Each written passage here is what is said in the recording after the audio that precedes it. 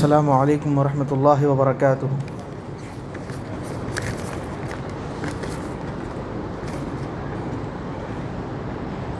نحمد و نصلی علی رسول الکریم، اما بعد، قال اللہ تعالی فی القرآن المجید والفرقان الحمید۔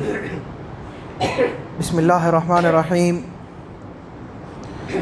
یا ایھا الذین آمنوا کتب علیکم الصیام کما کتب علی الذین من قبلکم لعلکم تتقون ایاما معدودات فمن كان منكم مريضا او على سفر فعدة من ايام اخر وعلى الذين يطيقونه فدية طعام مسكين فمن تطوع خيرا فهو خير له وان تصوموا خير لكم ان كنتم تعلمون شهر رمضان الذي انزل فيه القرآن هدى للناس وبينات من الهدى والفرقان صدق اللہ العظیم۔ محترم مصلیان اکرام، نوجوان دوستوں اور ساتھیوں، ابھی میں نے آپ کے سامنے قرآن مجید کی سورہ بقرہ کی آیت نمبر 183 سے 185 تک کی وہ تلاوت کی ہے، اور غالباً یہاں بیٹھا ہر شخص تقریباً پچھلے ایک مہینے سے ان آیتوں کو کسی نہ کسی ذریعے سن رہا ہوگا، خطبات جمعہ یا درس حدیث یا واٹس ایپ پر کسی تقریر یا بیان کے ذریعے یوٹیوب پر ہمارے کانوں سے ان آیتوں کا وہ ٹکراؤ ہو چکا ہوگا، اور اس پر دروس اور خطبات بھی ہم نے وہ سنے ہوں گے۔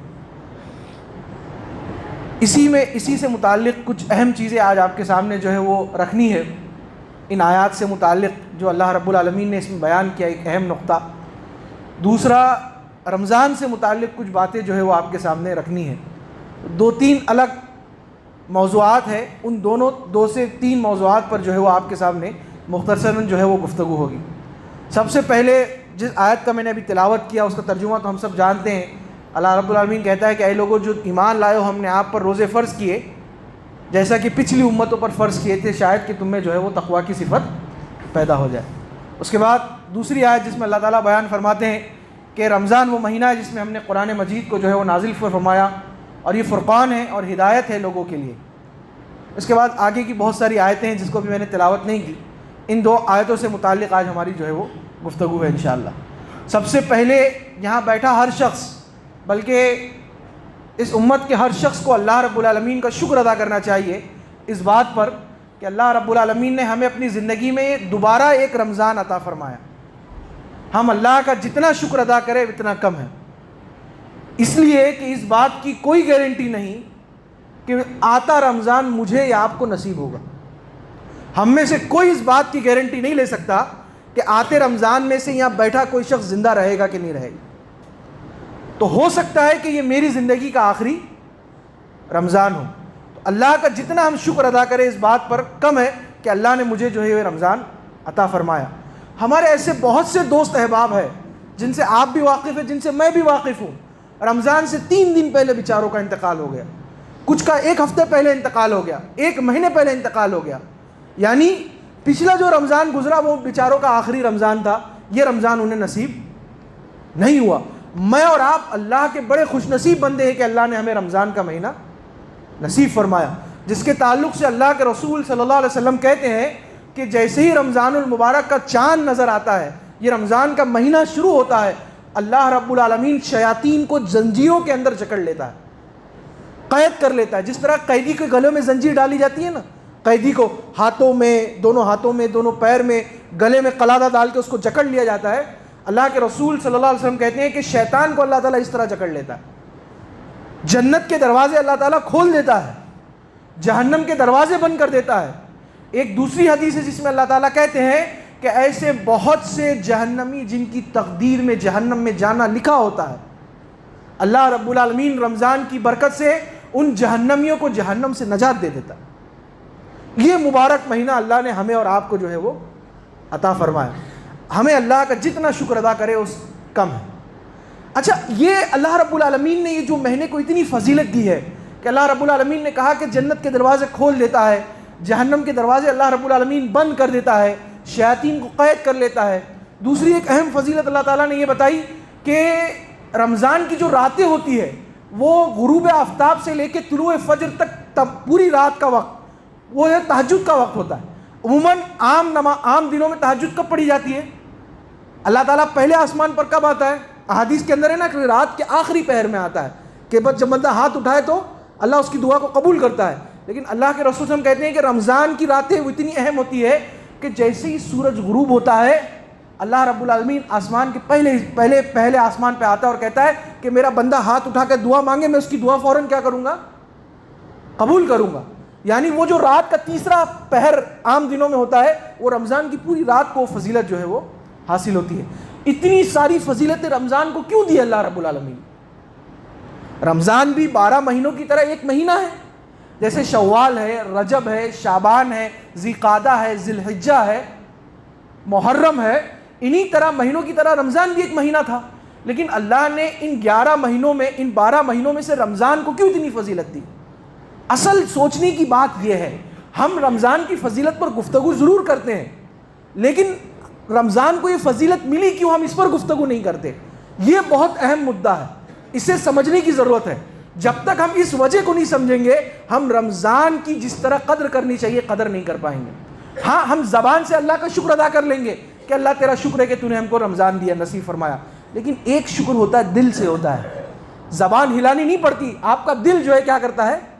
شکر ادا کرتا ہے. وہ شکر اسی وقت ادا ہوگا جب ہم کو رمضان کی فضیلت کی اصل وجہ بیان پتہ چلے گی.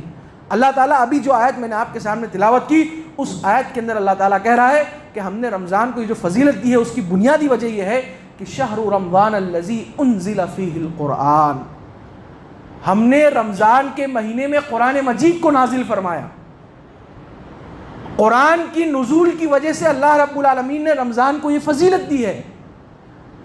آپ سمجھنے کے لیے ایک بات سمجھے کہ اللہ کے رسول صلی اللہ علیہ وسلم پر پہلی وحی کب نازل ہوئی، جس پر تمام مسالک کے علماء کا اجماع ہے، سب کے سب اس پر متفق ہے؟ لیلۃ القدر میں نازل ہوئی نا. پہلی وحی اللہ کے رسول پر لیلۃ القدر میں نازل ہوئی. سورہ لیلۃ القدر انا انزلناہ فی لیلۃ القدر اگر ہم پڑھیں گے تو اللہ تعالیٰ لیلۃ القدر کے تعلق سے کیا کہتا ہے کہ وہ ایک رات 1000 مہینوں سے زیادہ کیا ہے؟ افضل ہے. آپ میں سے یہاں بہت سارے لوگ میتھس کے بہت زیادہ پکے ہوں گے، کیلکولیشن بہت اچھا آتا ہوگا، مجھ سے بہتر آپ کا ہوتا ہوگا. ذرا کیلکولیٹ کیجئے 1000 مہینے کتنے سال ہوتے ہیں؟ مجھے کسی نے بتایا 80 اور 82 سال ہوتے ہیں. ایک ایوریج انسان 80 اور 82 سال کی زندگی گزار ہی نہیں سکتا. کم لوگ گزارتے ہوں گے، اکثر 60-70 میں ہی جو ہے انتقال کر جاتے ہیں. لیکن اللہ تعالیٰ کہہ رہا ہے کہ ایک رات کی ویلیو 1000 مہینے کے برابر ہے. مطلب 80 سے 82 سال کی جتنی ایک رات کی جو ہے وہ اہمیت ہے. اگر آپ کو ایسی 3 راتیں 4 راتیں یا اب تک جتنی رمضان کی آپ نے راتیں رمضان پائے ساری راتیں اگر لیلۃ القدر کی ہمیں مل جائے تو آپ سوچئے کتنی بڑی فضیلت اللہ نے ہم کو عطا فرمائی. تو لیلۃ القدر کو یہ جو اللہ نے فضیلت دی 1000 مہینوں سے زیادہ افضل کس وجہ سے دی؟ اس لیے کہ اللہ نے اس رات میں قرآن مجید کو کیا کیا؟ اللہ کے رسول پر نازل فرمایا. اس قرآن کی وجہ سے اللہ نے اس رات کو 1000 مہینوں سے زیادہ کیا بنا دیا؟ افضل بنا دیا. اور یہ رات رمضان کے مہینے میں تھی تو اللہ نے اس رمضان کے مہینوں کو تمام مہینوں کا کیا بنا دیا؟ سردار بنا دیا. تو اصل وجہ رمضان کی فضیلت کی، لیلۃ القدر کی فضیلت کی وجہ کیا ہے؟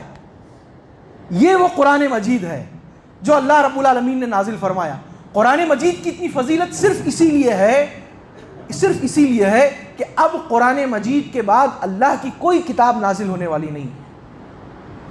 توریت نازل ہو چکی، انجیل نازل ہو چکی، زبور نازل ہو چکی. ان سب کی فضیلت قرآن سے بڑھ کر ہے، قرآن ان سب سے بڑھ کر ہے.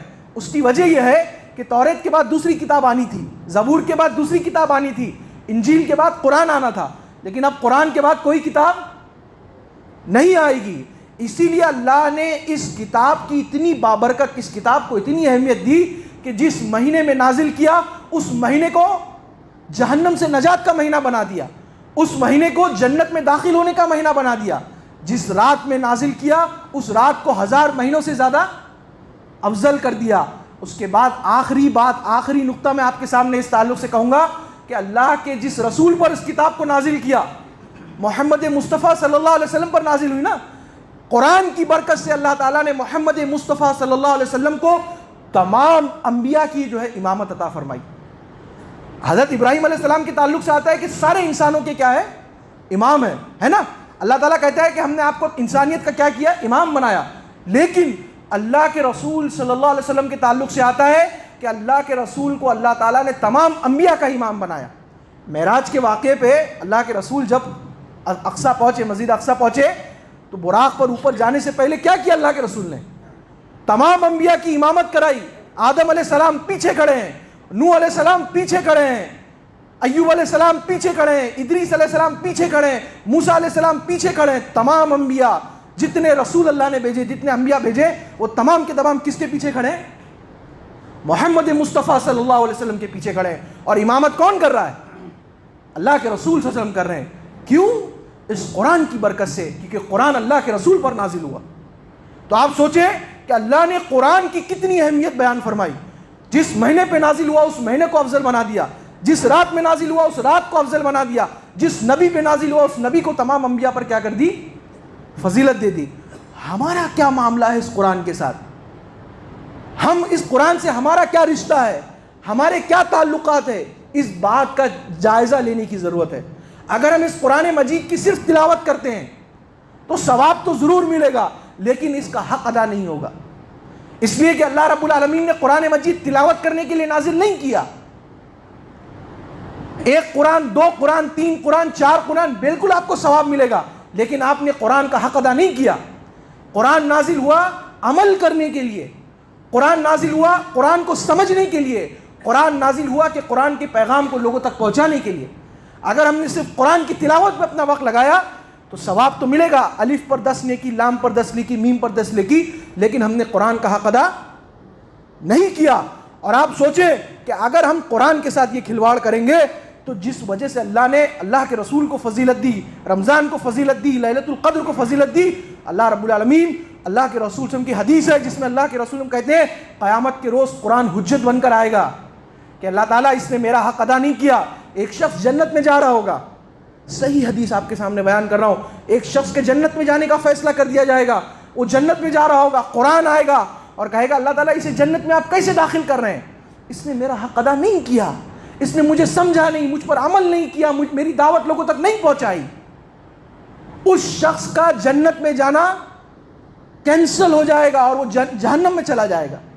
ایک شخص جہنم میں جا رہا ہوگا اپنی نیکی کم ہونے کی بنیاد پر، بدی زیادہ ہوگی، نیکی کم ہوگی، جہنم میں جانے کا فیصلہ ہوگا.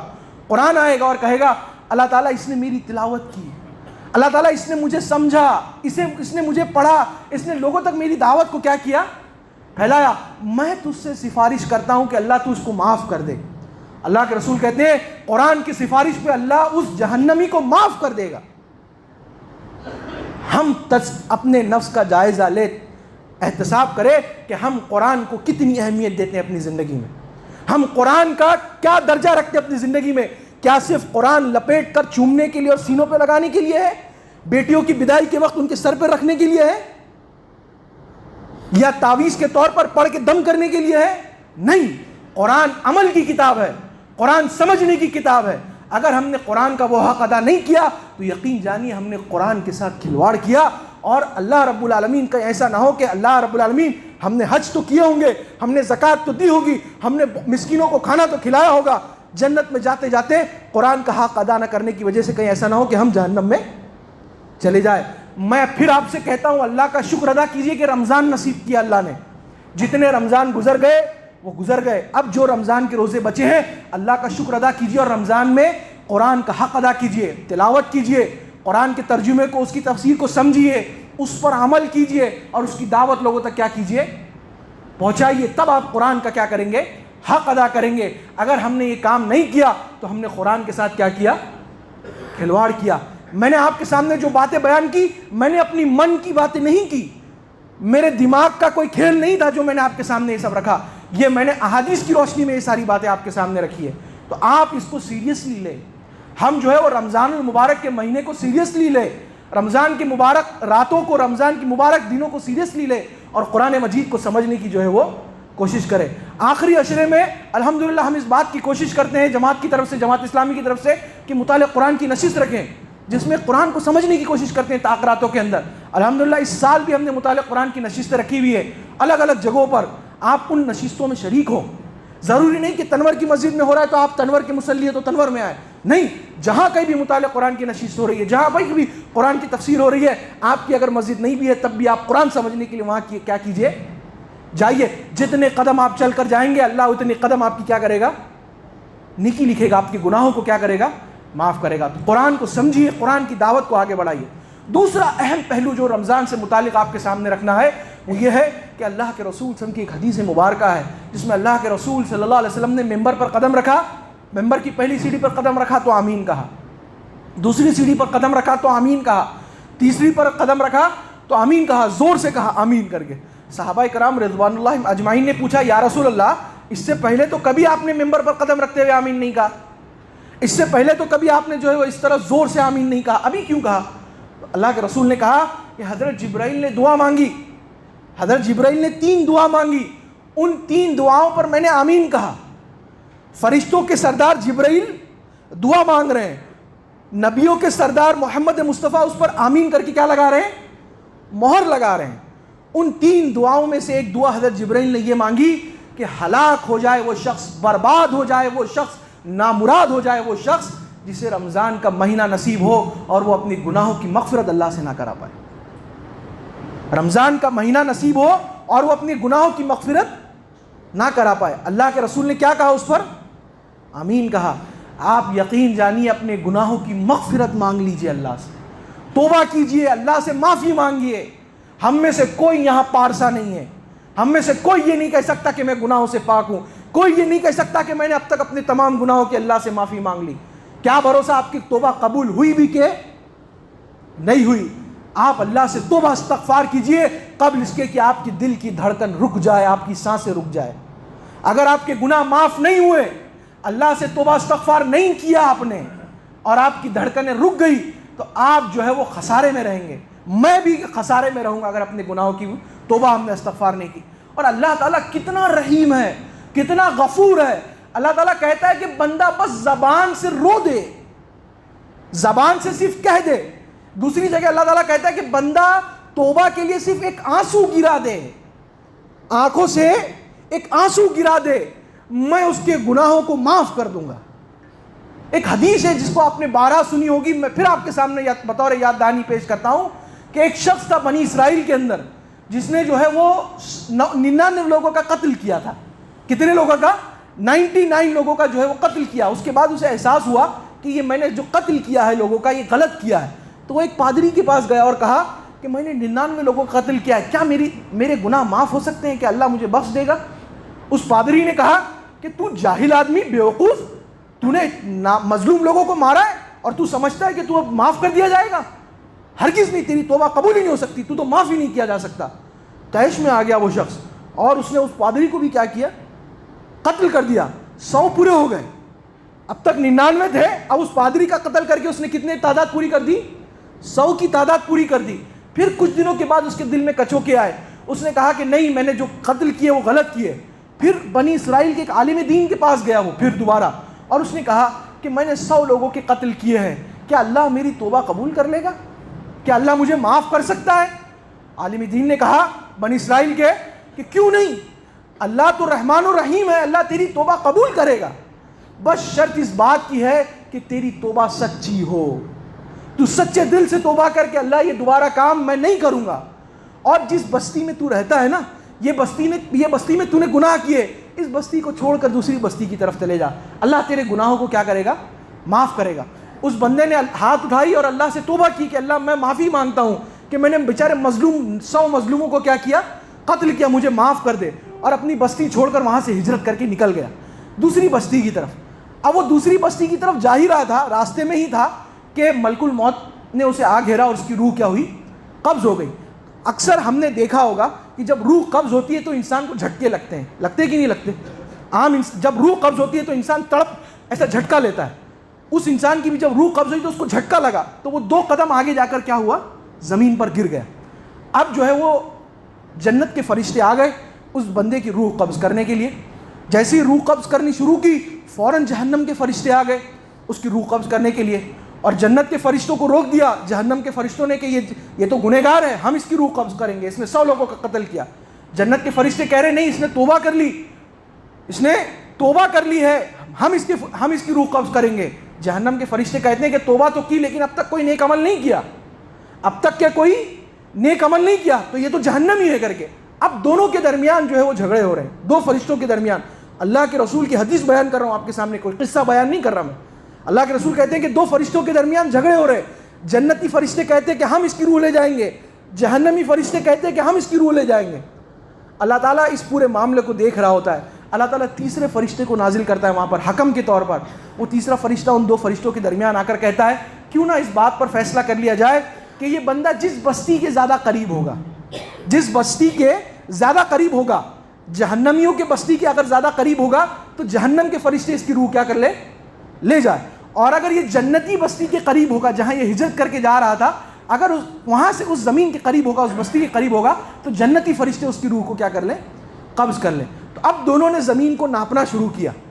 جب ناپا گیا تو ناپنے کے آخری مرحلے میں یہ بات سامنے آئی کہ وہ بندہ جو ہے وہ جہنمی بستی کی طرف کیا ہے، زیادہ قریب ہے بطور جنتی بستی کے قریب ہونے کے بجائے۔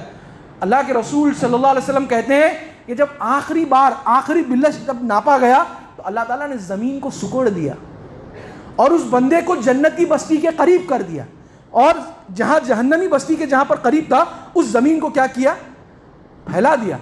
اس طرح جنتی فرشتوں نے اس بندے کی روح کو کیا قبض کیا۔ آپ دیکھیں کہ اللہ رب العالمین نے اس بندے کے ساتھ کتنا احسان کیا۔ اس نے صرف دعا مانگی، کوئی نیک عمل کیا نہیں، اس نے کچھ نہیں کیا، صرف اس نے اللہ سے سچے دل سے دعا مانگی کہ اللہ میرے گناہوں کو کیا کر دے، معاف کر دے۔ اللہ بیٹھا ہے، غفور الرحیم ہے، اللہ چاہتا ہے کہ میرے بندے گناہ کی توبہ کریں، میں ان کی گناہوں کی توبہ کیا کروں گا، قبول کروں گا۔ ایک حدیث ہے جس میں اللہ کے رسول کہتے ہیں کہ اگر تم گناہ نہیں کرو گے بنی آدم، اللہ کے رسول سے ہم کہہ رہے ہیں کہ اللہ رب العالمین کہہ رہا ہے کہ اگر تم گناہ نہیں کرو گے تو اللہ تعالیٰ تم کو اس زمین سے مٹا دے گا اور دوسری قوم لے کر آئے گا جو گناہ کرے گی اور گناہ کرنے کے بعد توبہ استغفار کرے گی۔ مطلب اللہ کو ایسے بندے پسند ہیں جو اپنی غلطیوں پہ فوراً کیا ہو جائے، سرنڈر ہو جائے، نادم ہو جائے اور اللہ سے اپنے گناہوں کی مغفرت کرے۔ بنی اسرائیل کا ایک اور واقعہ میں آپ کے سامنے پیش کرتا ہوں۔ اللہ کے رسول صلی اللہ علیہ وسلم کی ترمذی کی حدیث ہے، کفل ایک نوجوان تھا بنی اسرائیل کا، کفل ایک نوجوان تھا 30 سے 32 سال کا، امیر باپ کی اولاد تھی، باپ نے بہت سارے پیسے چھوڑے تھے، عیاش تھا، اپنی قوم کا امیر ترین شخص تھا اور عیاش تھا، روز شراب پینا، فحاشی کرنا، کوئی رات ایسی نہیں ہوتی جس رات میں وہ زنا نہیں کرتا، اور زنا کی بھی حد یہ کہ ہر وقت زنا کے لیے ایک نئی لڑکی لے کر آتا، زنا کے لیے ہر رات ایک نئی لڑکی لے کر آتا، جس لڑکی سے ایک مرتبہ زنا کر چکا ہوتا اس لڑکی سے دوبارہ زنا نہیں کرتا۔ اب بنی اسرائیل قوم اس سے چڑھتی تھی کہ یہ گنہگار ہے، لیکن چونکہ پیسے والا تھا تو اس کے منہ پر اس کی برائی نہیں کرتے تھے، لیکن اندر سے پوری قوم جو ہے اس نوجوان سے کیا کرتی تھی، چڑھتی تھی۔ ایک مرتبہ اس نے ایک لڑکی کو خریدا اور ایک رات کا سودا کر کے اپنے گھر پر جو ہے بلا لیا۔ جب وہ اپنے کمرے میں داخل ہوا تو دیکھا کہ وہ لڑکی رو رہی ہے، وہ لڑکی اس کے کمرے میں جو ہے وہ رو رہی ہے۔ تو کفل نے اس سے پوچھا کہ کیوں رو رہی ہو، میں نے تم پر کوئی زبردستی تو نہیں کی ہے، میں نے تم سے اس کے بدلے میں اس کے عوض تم کو میں نے پیسے دیے ہیں، 60 دینار میں نے تم کو دیے ہیں، تو رونا کس بات کا، سودا ہوا ہے، میں نے پیسے دیا، اس کے بدلے میں تم جو ہے میرے ساتھ زنا کرو گی، تو اب رونا کس بات کا، جب روتا تو تم روتی۔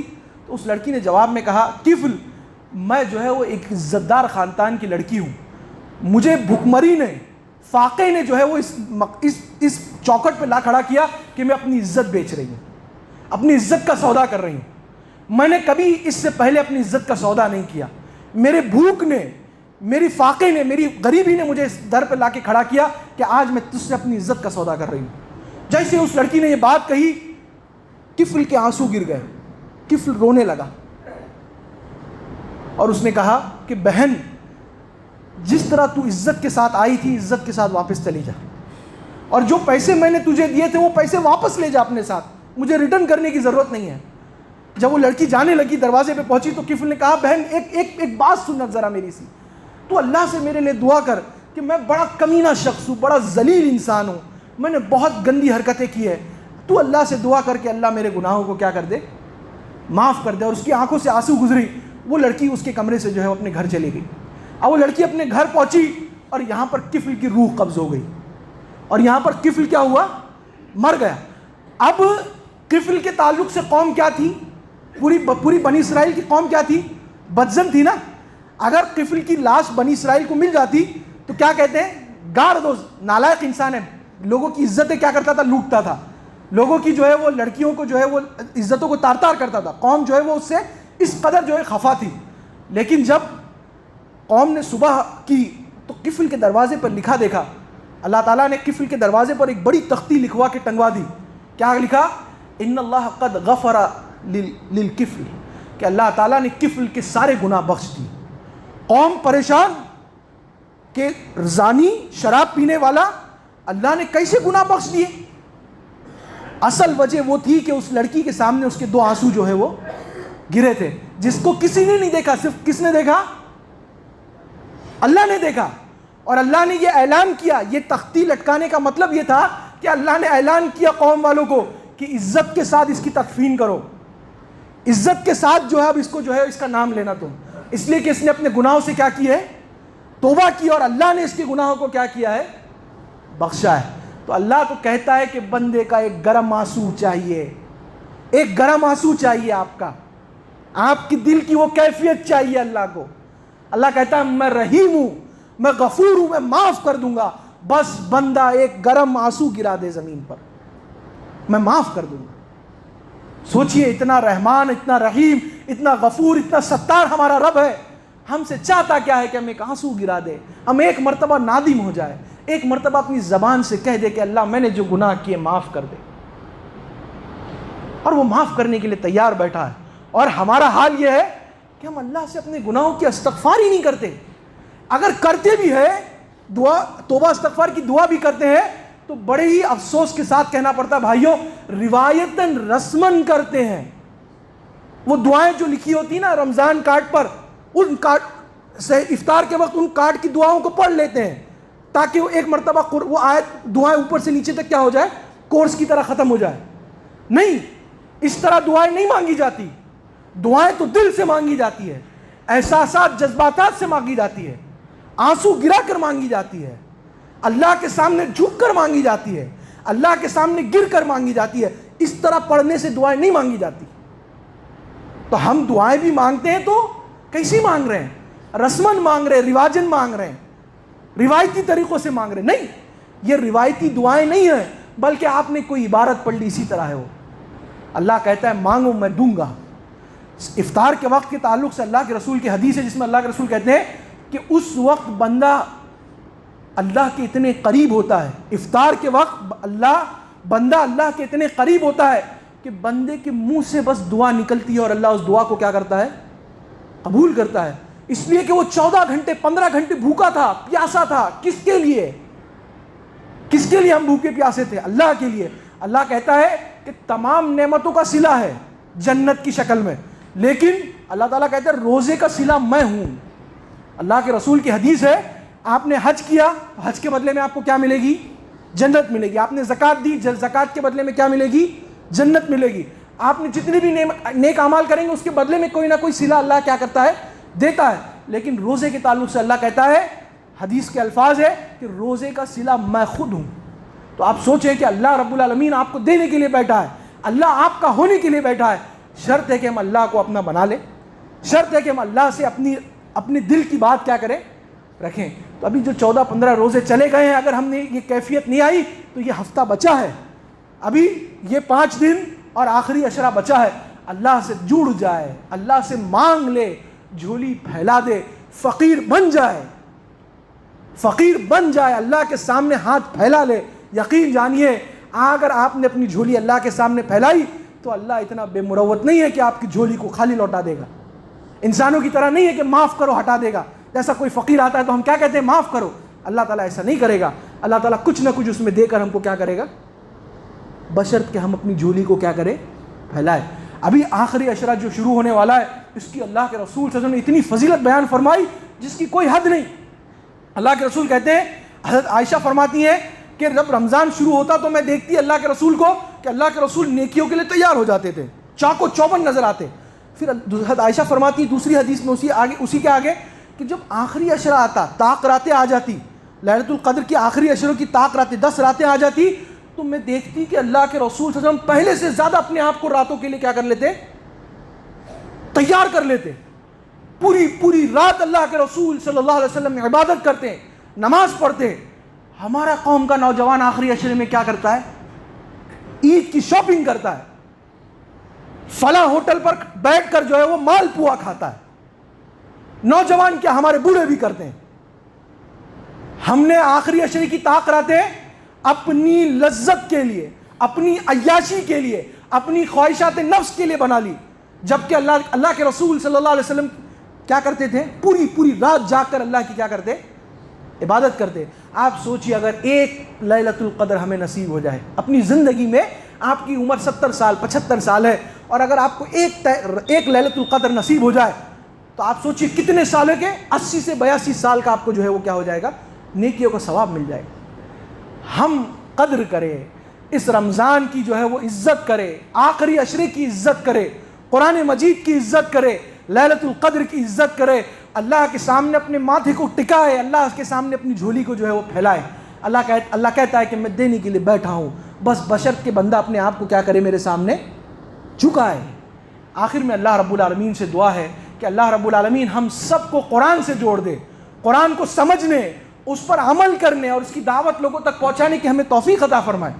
اللہ رب العالمین رمضان کے عشرے کی 10 طاق راتوں میں ہمیں مسجد میں گزارنے کی توفیق عطا فرمائے، قرآن مجید کی تلاوت، تہجد کا اہتمام کرنے کی ہمیں توفیق عطا فرمائے. اللہ رب العالمین ہمیں اپنے گناہوں سے توبہ و استغفار کرنے کی توفیق عطا فرمائے. اس رمضان کے صدقے میں اللہ ہمارے گناہوں کو بخش دے، اللہ ہمیں پاک کر دے، اللہ ہمیں اس طرح گناہوں سے پاک کر دے جس طرح ایک نوزائیدہ بچہ گناہوں سے کیا ہوتا ہے؟ پاک ہوتا ہے. آمین. وآخر الدعوانا الحمدللہ رب العالمین.